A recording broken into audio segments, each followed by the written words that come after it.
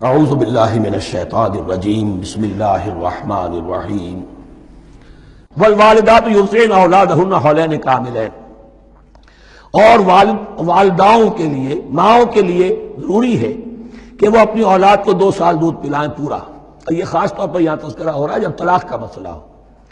اب طلاق ہو گئی، شوہر تو علیحدہ ہو گیا، شوہر کہتا ہے بھائی میرا بچہ تو میرا ہے، قانوناً تو اولاد شوہر کی ہوتی ہے، لیکن تم اسے دودھ پلاؤ، تو 2 سال تک وہ عورت انکار نہیں کر سکتی، دودھ پلائے گی۔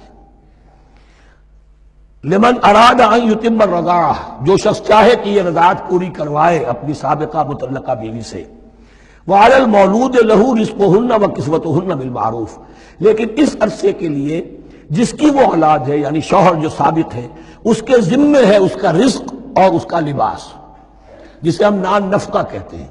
2 سال اگر اس نے دودھ پلانا ہے، اس ماں نے، مطلقہ ماں نے، اپنے طلاق دینے والے شوہر کے بیٹے کو یا بیٹی کو، تو اب اس عرصے کے دوران اس کا نان نفقہ اس کے ذمے ہے، باپ کے ذمے ہے، بالمعروف، بڑے طریقے سے۔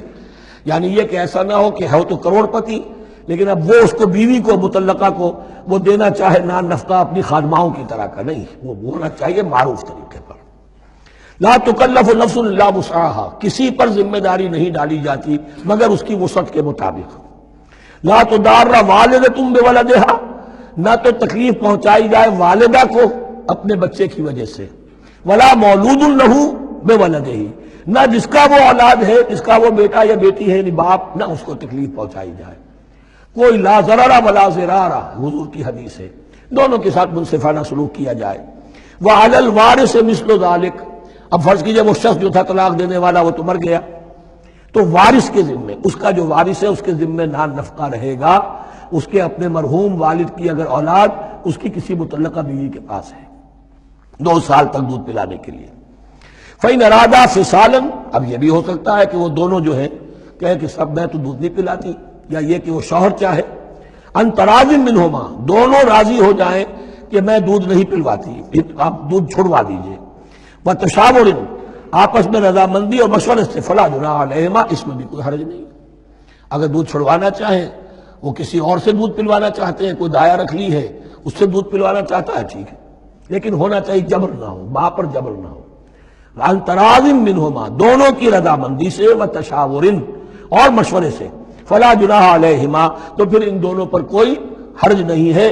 وَإِنْ أَرَدْتُمْ أَن تَسْتَرْضِعُوا أَوْلَادَكُمْ فَلَا جُنَاحَ عَلَيْكُمْ، اگر تم چاہو کسی اور سے اب دودھ پلوانا، رضاعت کروانا، تو اس میں بھی کوئی حرج نہیں۔ فَلَا جُنَاحَ عَلَيْكُمْ إِذَا سَلَّمْتُمْ مَا آتَيْتُمْ بِالْمَعْرُوفِ، جبکہ ان کی ماں، اس کی ماں کو تم دے چکو جو کچھ کہ تم نے طے کیا تھا معروف اور بھلے طریقے پر۔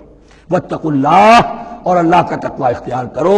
وَاعْلَمُوا أَنَّ اللَّهَ بِمَا تَعْمَلُونَ بَصِيرٌ، اور جان لو کہ جو کچھ تم کر رہے ہو اللہ اسے دیکھ رہا ہے۔ صدق اللہ العظیم۔